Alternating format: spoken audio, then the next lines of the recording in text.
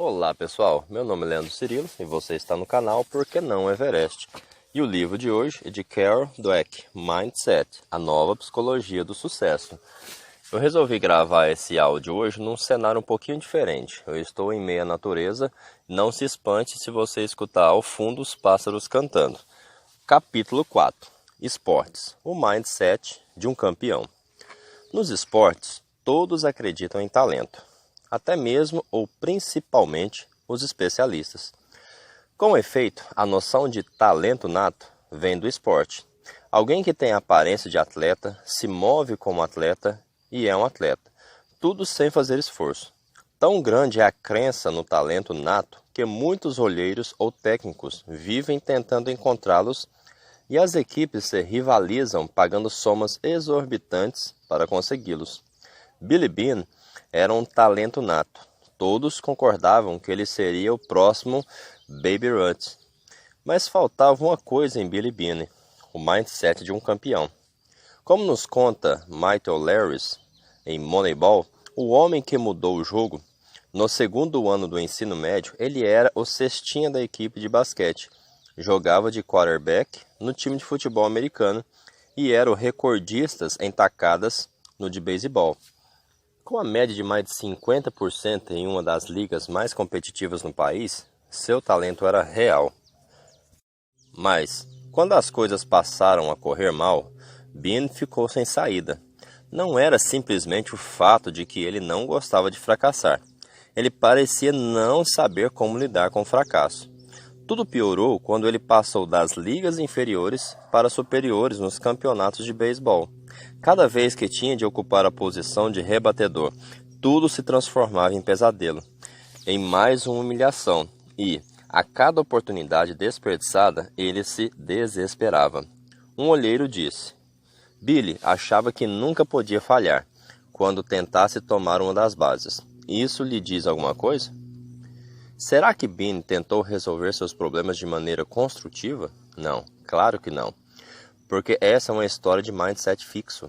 O talento natural não requer esforço. Esforço é para os outros, os menos dotados. O talento nato não pede ajuda. Isso seria uma confissão de fraqueza. Em suma, quem tem talento nato não analisa suas deficiências nem procura livrar-se delas por conselho ou pelo treinamento. A própria ideia de que tenha deficiências é aterradora. Assim, tão aferrado ao mindset fixo, Beane ficou encurralado.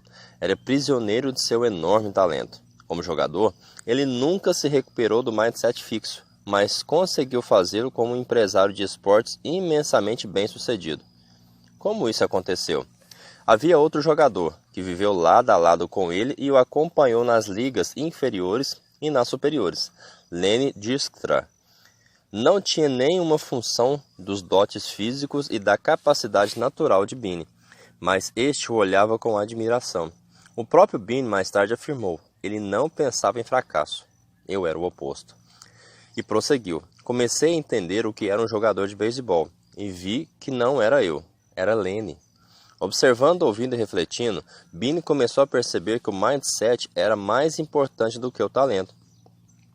E não muito depois disso, ao fazer parte de um grupo que procurava introduzir uma maneira completamente nova de buscar jogadores e de gerenciar uma equipe, ele compreendeu que marcar pontos nas corridas até a base, o objetivo essencial do beisebol, tinha muito mais a ver com técnica do que com talento.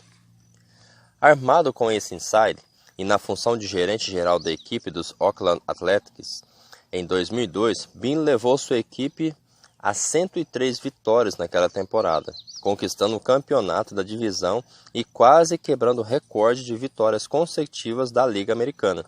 A equipe tinha a folha de pagamento mais reduzida do beisebol. Não compravam talentos, e sim mindset. A noção de talento nato. Quase como na prestigitação. A dotação física não é como os dotes intelectuais. É visível. Tamanho, robustez e agilidade são coisas aparentes.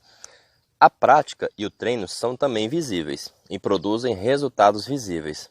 Você poderia pensar que isso derrubaria o mito do talento nato. Podemos ver Mangue Bonges jogando basquete na NBA com apenas 1,57 metros de altura.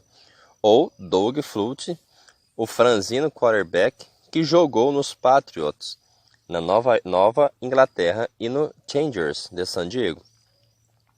Podemos ver Pat Gray, o jogador de beisebol que só tinha um braço e que chegou às divisões superiores. Ben Hogan, um dos maiores golfistas de todos os tempos, era completamente desajeitado. Glenn Cunningham, o grande corredor, tinha as pernas horrivelmente queimadas e danificadas. Larry Bird era muito pouco ágil. Podemos ver atletas de baixa estatura, desajeitados ou até mesmo deficientes, que triunfam. As espécimes quase divinos que não conseguem.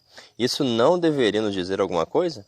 Os especialistas no boxe confiavam nas medidas do físico, a que chamavam a voz da fita métrica, a fim de identificar o talento nato. Mediam o punho, a envergadura, a expansão do tórax e o peso dos lutadores. Muhammad Ali não preenchia as medidas consideradas ideais. Não era um talento nato. Tinha grande velocidade, mas não possuía o físico nem a força e os movimentos clássicos de um grande lutador. Na verdade, lutava boxe de forma completamente errada. Não bloqueava os socos do adversário com os braços e os cotovelos. Batia como um amador. Mantinha o queixo exposto. Recuava o torso para escapar ao impacto dos golpes do contentor. O que, segundo José Torres, era como alguém que no meio dos trilhos procurasse evitar o impacto de um trem que vinha em sua direção, não passando de um lado para o outro da linha, e sim correndo para trás.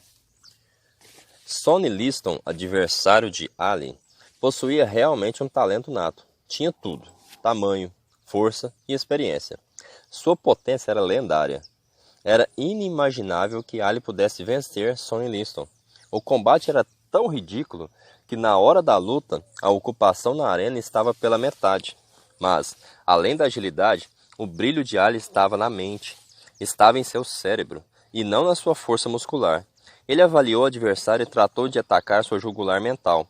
Não apenas estudou o estilo de luta de Liston, mas também observou cuidadosamente que tipo de pessoa ele era fora do ringue. Li todas as entrevistas dele que pude. Conversei com pessoas que tinham estado com ele ou com quem ele tinha conversado. Ficava deitado na cama ligando todos aqueles fios, tentando compreender como funcionava a mente dele. Em seguida, usou tudo isso contra ele. Por que Ali parecia ficar doido antes de cada luta? Porque, segundo Torres, ele sabia que um soco que provoca o nocaute é um soco que não se vê de onde vem. Ali disse: Liston precisava acreditar que eu era louco, que eu era capaz de fazer qualquer coisa. Ele só via minha boca falando, e eu queria que ele não visse mais nada. Flutuar como borboleta, ferroar como abelha, suas mãos não podem atingir o que os seus olhos não veem. A vitória de Ali contra o Liston faz parte dos anais do boxe. Um famoso agente e pugilista assim refletiu sobre Ali. Ele era um paradoxo. Seu desempenho físico no ringue era completamente errado, mas sua cabeça sempre estava em perfeitas condições de funcionamento. Ele não mostrava, continuou, como um amplo sorriso no rosto, que as vitórias vêm daqui, e batia na testa com o dedo indicador. Depois ergueu os punhos fechados, acrescentando: e não daqui. Isso não mudou a opinião das pessoas a respeito da dotação física. Não, hoje olhamos para Ali com os olhos de experiência e vemos o corpo de um grande lutador. Sem dúvida, além de tudo, tinha verve e compunha versos divertidos, mas ainda achamos que sua grandeza estava em seu físico, e não compreendemos por que os especialistas não perceberam essa grandeza logo no começo. Michael Jordan. Michael Jordan tampouco foi um talento nato. Talvez tenha sido o atleta mais dedicado da história dos esportes. Todos sabem que ele foi cortado da seleção de basquete no ensino médio, e hoje ridicularizamos o técnico que o recusou. Não foi recrutado pela universidade onde queria jogar, Universidade Carolina do Norte. Bem, eles foram tolos. Não foi chamado para as 2 primeiras equipes de NBA que poderiam tê-lo convocado. Que erro! Como hoje sabemos que ele foi o maior jogador de basquete de todos os tempos, achamos que isso deveria ter sido evidente desde o início. Quando olhamos para ele, vemos Michael Jordan, mas, naquele tempo, ele era apenas Michael Jordan. Quando foi cortado da equipe da escola, ficou arrasado. A mãe dele conta: "Eu lhe disse que voltasse lá e fosse disciplinado." E ele a ouviu. Saía de casa às 6 da manhã para treinar antes das aulas. Na Universidade de Carolina do Norte, trabalhou constantemente para aperfeiçoar suas fraquezas: o jogo defensivo, o manuseio da bola e os arremessos à cesta. O técnico ficou espantado com a disposição dele de se dedicar com mais empenho do que qualquer outro jogador. Uma vez depois de que a equipe perdeu o último jogo da temporada, Jordan foi treinar arremessos à cesta durante horas. Já estava se preparando para o ano seguinte. Mesmo no auge do seu sucesso e fama, depois de se transformou em um atleta genial, sua obstinação nos treinos se tornou lendária.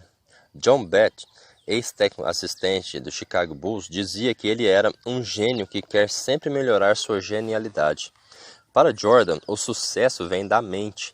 A solidez mental e o coração são muito mais fortes do que alguma das vantagens físicas que se possam ter. Eu sempre disse isso e sempre acredito nisso, mas outras pessoas não. Olham para Michael Jordan e veem a perfeição física que inevitavelmente o levou à grandeza.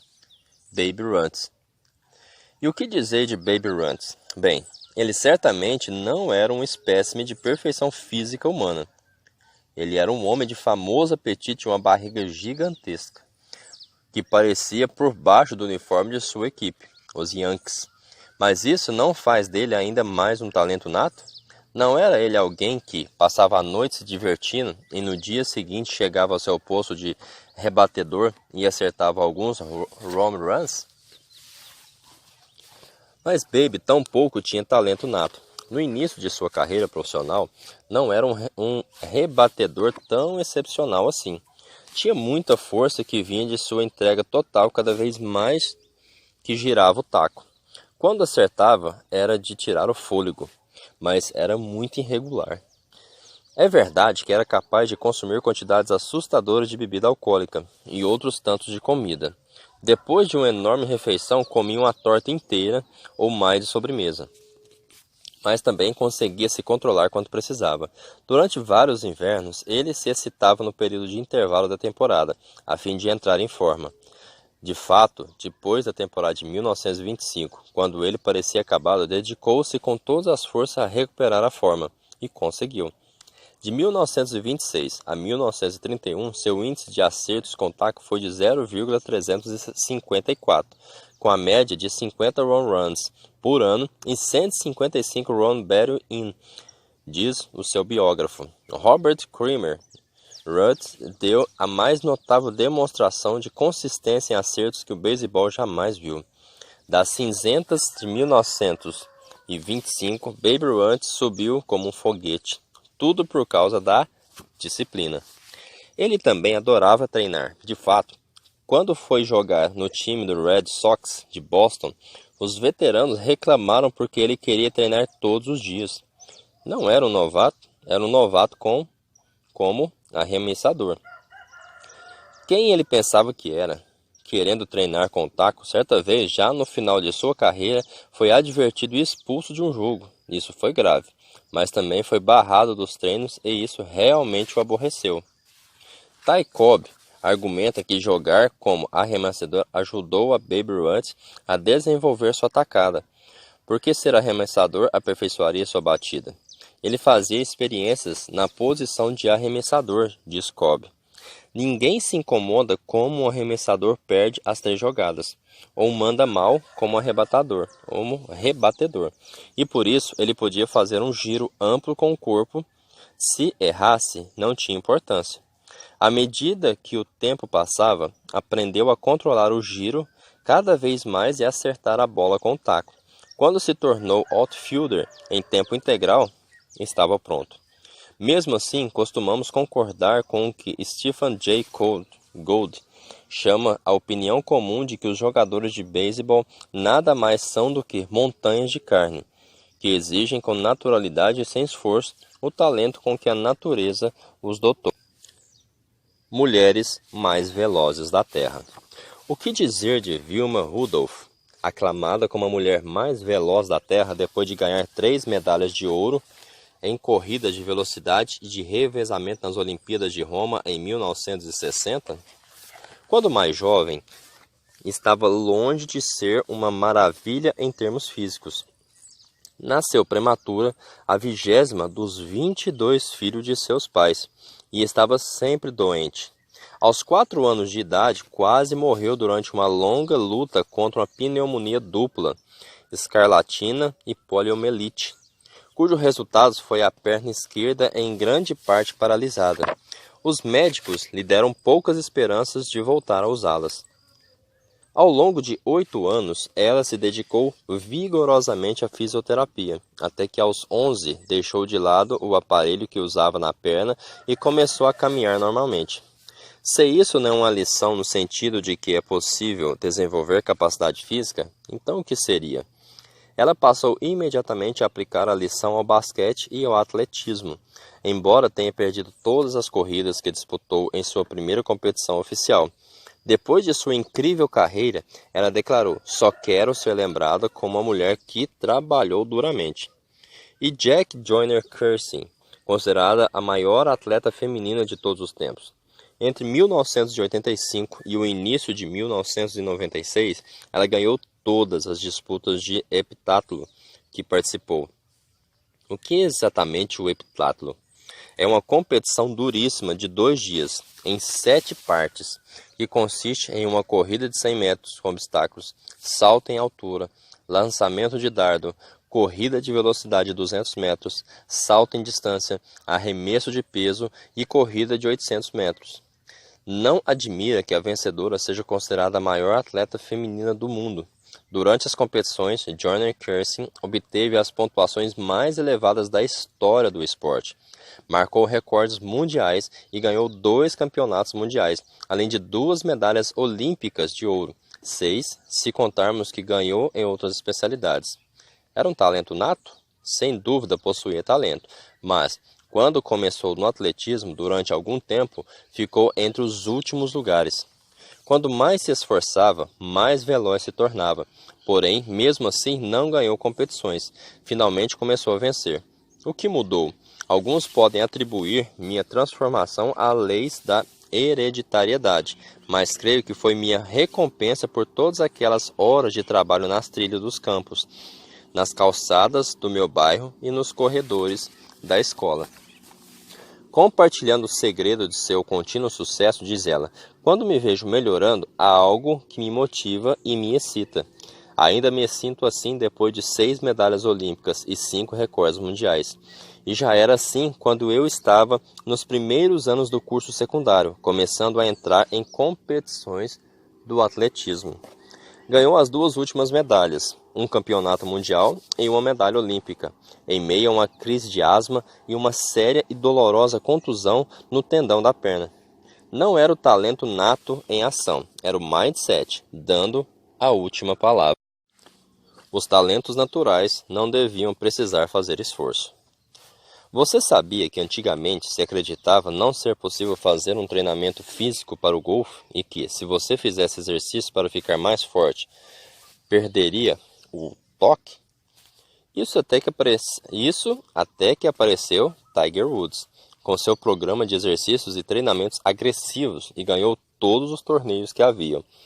Em algumas culturas, aqueles que tentaram ir além de seu talento nato por meio de treinamento receberam firme desaprovação.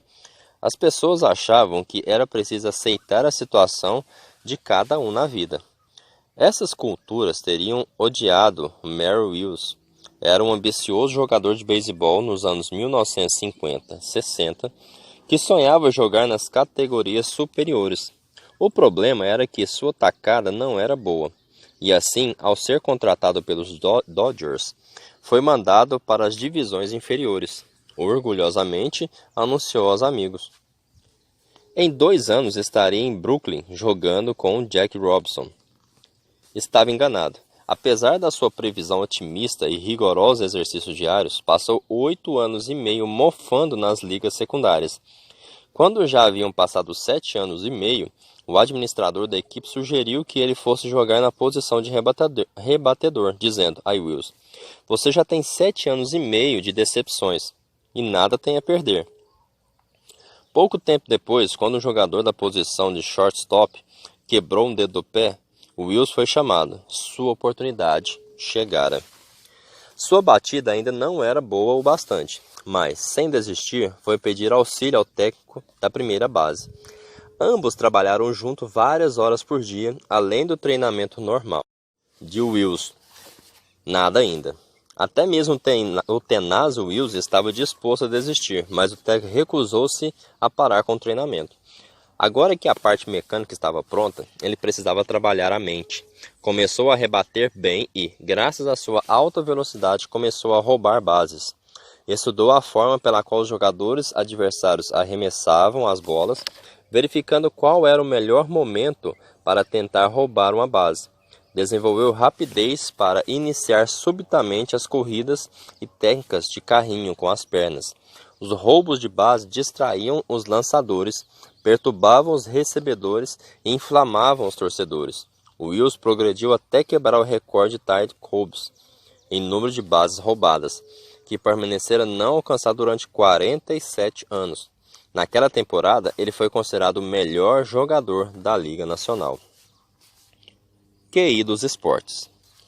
Você poderia pensar que o mundo dos esportes deveria conhecer a relação entre a prática e o aperfeiçoamento, entre a mente e o desempenho, e deixar de dar a importância ao talento físico nato. Mas é quase como se recusasse a perceber. Talvez isso seja assim porque, como sugere Malcolm Gladwell, as pessoas dão mais valor aos dotes naturais do que à capacidade adquirida. Embora nossa cultura mencione muito esforço individual e o autoaperfeiçoamento, no fundo, argumenta ele, reverenciamos o talento nato. Gostamos de pensar em nossos campeões e ídolos como super-heróis, que nasceram diferente de nós.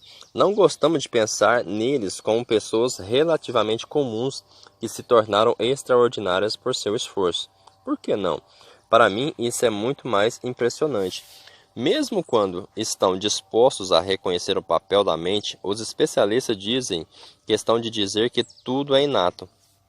Compreendi isso com todas as letras quando encontrei um artigo sobre Marshall Faulk, o grande running back da equipe de futebol americano dos Rams, em St. Louis. Faulk acabara de se tornar o primeiro jogador a conquistar 2.000 jardas em corridas e em passes juntos, em 4 temporadas consecutivas. O artigo escrito na véspera do Super Bowl, em 2002, falava da extraordinária habilidade de Faulk para saber onde estava cada jogador no campo, mesmo no caótico redemoinho de 22 homens correndo e caindo. Ele não somente sabe onde estão, mas também sabe o que estão fazendo e o que estão prestes a fazer. Segundo seus colegas de equipe, ele nunca se engana. Incrível! Como pode fazer isso? Segundo o relato de Faulk, ele passou muitos anos assistindo os jogos de futebol. No tempo da escola secundária, chegou a conseguir um trabalho que detestava, como vendedor ambulante no estádio, para poder assistir às partidas dos profissionais. Enquanto observava, sempre fazia pergunta: por quê? Por que vamos fazer essa jogada? Por que estamos atacando dessa forma? Por que o adversário está fazendo isso? Por que estão fazendo aquilo? Essas perguntas, diz Faulk, basicamente me envolveram mais profundamente no futebol. Como profissional, ele nunca deixou de perguntar por que de investigar cada vez mais profundamente o funcionamento do jogo. Sem dúvida, o próprio Faulk considerava sua capacidade produto de sua insaciável curiosidade e estudo. Como veem isso os jogadores e os técnicos? Como um dom. Marshall tem um QI mais alto do que qualquer jogador com quem já joguei, diz um veterano companheiro de equipe. Outros colegas descrevem sua habilidade para reconhecer com precisão o posicionamento defensivo do adversário como o dom de um sábio. Admirado com a gama de suas habilidades, um técnico explicou: é preciso uma inteligência futebolística inata para conseguir fazer isso. Caráter. Mas será que não existem talento nato? Atleta que realmente pareçam possuir algo mais desde o começo? Sim, e é assim que aconteceu com Billy Beane e John McElroy. Isso às vezes é uma maldição. Com todos os elogios a seu talento e com o pouco que tem de trabalhar ou se esforçar, é fácil cair num mindset fixo. Bruce Jenner medalhista de ouro no decathlon nas Olimpíadas de 1976, diz: "Se eu não fosse dislexo, provavelmente não teria conquistado uma medalha olímpica. Se tivesse sido melhor na leitura, talvez tudo tivesse sido mais fácil. Talvez os esportes fossem mais fáceis, e eu nunca teria percebido que a maneira de progredir na vida é o trabalho árduo." Os talentos natos, enlevados com sua superioridade, não aprendem a se esforçar nem a lidar com os reveses. Essa é a história de Pedro Martinez, o brilhante arremessador que joga nos Red Sox de Boston e que se autodestruiu justamente quando mais precisava dele. Mas a história vai além. É uma história sobre caráter. Um grupo de jornalistas esportivos do New York Times e de Boston Globe tomou a ponte aérea da Delta para Boston. Eu também estava nesse voo. Eles iam assistir o jogo número 3 das eliminatórias de 2003 do campeonato da Liga Americana. Os Yankees de Nova York e os Red Sox de Boston falavam sobre caráter e todos concordavam, os de Boston, com relutância, que os Yankees o possuíam. Entre outras coisas, recordavam que os Yankees haviam feito por Nova York 2 anos antes. Foi em outubro de 2001, e os nova-iorquinos tinham acabado de passar por 11 de setembro. Eu também estava lá. E ficavam arrasados, e ficamos arrasados. Precisávamos de alguma esperança. A cidade precisava que os Yankees dessem tudo o que tinham e chegasse à World Series. Mas os Yankees também tinham passado por aquilo, e estavam feridos e exaustos. Pareciam não ter mais nada a oferecer. Não sei onde foram buscar forças, mas foram até o fundo e venceram jogo após jogo. E cada vitória nos trazia um pouco mais de volta à vida, cada qual nos dando um pouco mais de esperança para o futuro. Nutridos por nossa necessidade, tornamos campeões da região leste da Liga Americana, depois campeões da Liga Americana e finalmente chegaram à World Series, onde lutavam valentemente e quase venceram. Todos odeiam os Yankees. É a equipe contra a qual todo o país torce. Também cresce odiando os Yankees, mas, depois do que aconteceu, tive de amá-los. Era isso que os jornalistas esportivos queriam dizer com caráter. Caráter, diziam eles. Eles sabem reconhecê-lo, mas é a capacidade de ir ao fundo de si mesmo e encontrar forças, mesmo quando as coisas estão contra você. No dia seguinte, Pedro Martinez, o extraordinário, mas super mimado arremessador da equipe Boston, mostrou o que é caráter ao exibir a falta dele. Ninguém poderia almejar o título de campeão da Liga Americana naquele ano mais do que os Red Sox de Boston. Eles não venciam haviam 85 anos, desde a maldição do Bambino, isto é, desde que o dono do Red Sox, Harry Frenzy, vendera Babe Ruth aos Yankees, a fim de obter dinheiro para financiar um espetáculo teatral na Broadway. Não bastava que ele vendesse o melhor arremessador canhoto de beisebol, que na época era Runt, mas, além disso, vendera-o ao detestado inimigo. Os Yankees passaram a dominar o esporte, vencendo a World Series numa sucessão que parecia não ter fim. Enquanto isso, o time de Boston conseguiu chegar a 4 World Series e diversas finais, mas sempre perdia. Perdia sempre da forma mais trágica possível, pegando próxima vitória e, em seguida, entregando o jogo. Chegara finalmente mais uma oportunidade de derrotar a maldição e vencer os arquirrivais. Se vencesse, disputariam a World Series e os Yankees estariam desclassificados. Pedro Martinez era a esperança de Boston. Na verdade, no início da temporada, ele havia amaldiçoado a maldição. Mas, depois de jogar muito bem durante toda a partida, Martinez perdeu a vantagem que conquistara e a equipe foi ficando para trás. O que fez ele então? Acertou uma bolada num rebatedor, Kerry Garcia. Ameaçou atirar a bola e mais um, George Posada, e derrubou ao chão um homem de 72 anos de idade, o técnico dos Yankees, Don Zimmer. Assim escreveu o cronista Jack Curry, do New York Times. Sabíamos que Pedro iria arremessar contra Roger Clemens, numa tarde memorável no Fenway Park, mas ninguém esperava ver Pedro contra Garcia, Pedro contra Posada, Pedro contra Zimmer. Até mesmo os jornalistas de Boston ficaram perplexos. Dan Shaughnessy, do Globe, perguntou: qual dos dois os torcedores dos Red Sox preferem agora? Rod Clemens, que manteve a linha e se comportou como um profissional na noite de sábado, ganhando o jogo para sua equipe, apesar de sua ira evidente, ou Martinez, um menino que atira a bola no adversário depois de perder a vantagem e em seguida aponta para a própria cabeça e para George Posada, jogador dos Yankees, ameaçadoramente, como quem diz: você é o próximo. A torcida do Red Sox não gostava de ouvir, mas Martinez só atrapalhou no último sábado. Foi uma vergonha para o beisebol. Ele escapa porque é Pedro, e a diretoria do Sox o protege. Será que pelo menos uma vez ele poderia admitir que errou?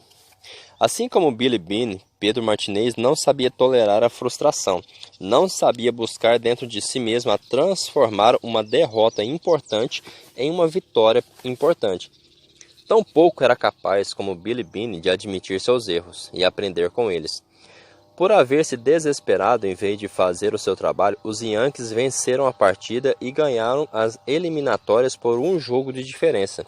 Os repórteres que estavam no avião concordaram com o fato de que o caráter é tudo.